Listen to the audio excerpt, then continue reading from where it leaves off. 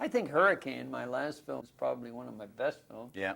Well, you know, I got to speak with Denzel in New York last fall, and he was actually selling The Bone Collector.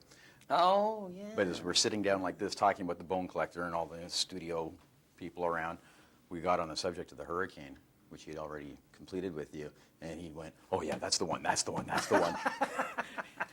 and the studio people were going, no, back to the other movie. You learn how difficult it is to actually just really be still. Let's see if I can do it. I'll just all right. sit here. Okay, just, okay. Yeah, so, but there were several shots of each, oh, you moved. No, you did. We got judges? I think Did not. Did too. Did not. Check the tape. Nice shirt, Bob. Oh, thanks. Well, I knew you were coming in. Huh. Yeah, I'm dressing up for a big Boffo first ticket. Oh. Good to hear. What do you got? Now, if you're just getting home from work, tuning in Global News, and perhaps you've had a really bad day, you missed that promotion, whatever, but if you're having a bad day, you'll enjoy this interview with Pete Best. Things will start looking brighter after you meet the guy who got fired from the Beatles. No watch, no pen. Nope. Just thank you very much and out the door. Well, the conspiracy theories on the internet abound, and but the common consensus seems to be it was a personality thing.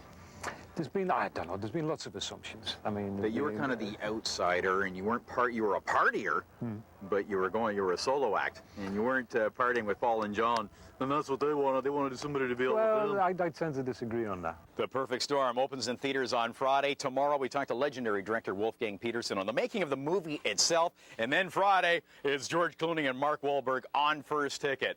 Oh, my God.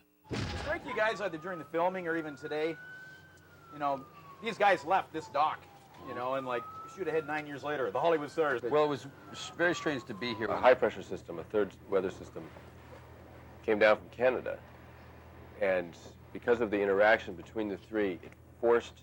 It was our fault, wasn't it? It was. This is a Canadian thing. Well, Gloucester residents will probably never see another storm like the Perfect Storm. Bad weather and Coast Guard emergencies are a part of daily life, and some interviews. Look at that guy running. What's going on? I don't know, but that's a hell of a prop. From Misery Island.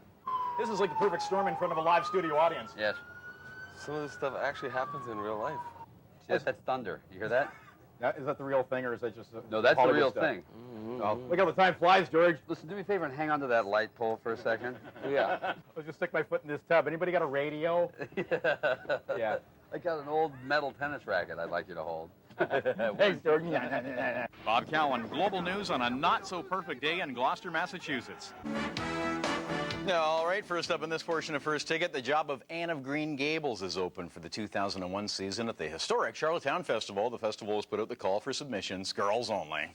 Of course, a long line of girls have gone on from this classic to big careers. 2 even went on to become Wayne and Schuster. There they are. Only going to get busier. And who knows, maybe some of the acts we'll see in Charlottetown in February may wind up on Canada's Walk of Fame one day. And if there's someone from the East Coast or anywhere in the country for that matter, you can now nominate them. The Walk of Fame now is a website at www.canadaswalkoffame.com.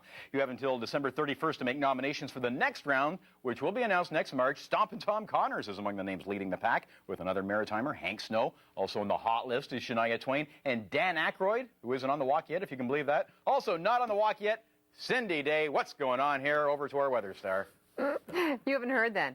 They named last night's meteorite after me. Abraham says he's pleased to be in that kind of company, but that's not really why he signed up. But I'll tell you, I'm also pleased about the action figure.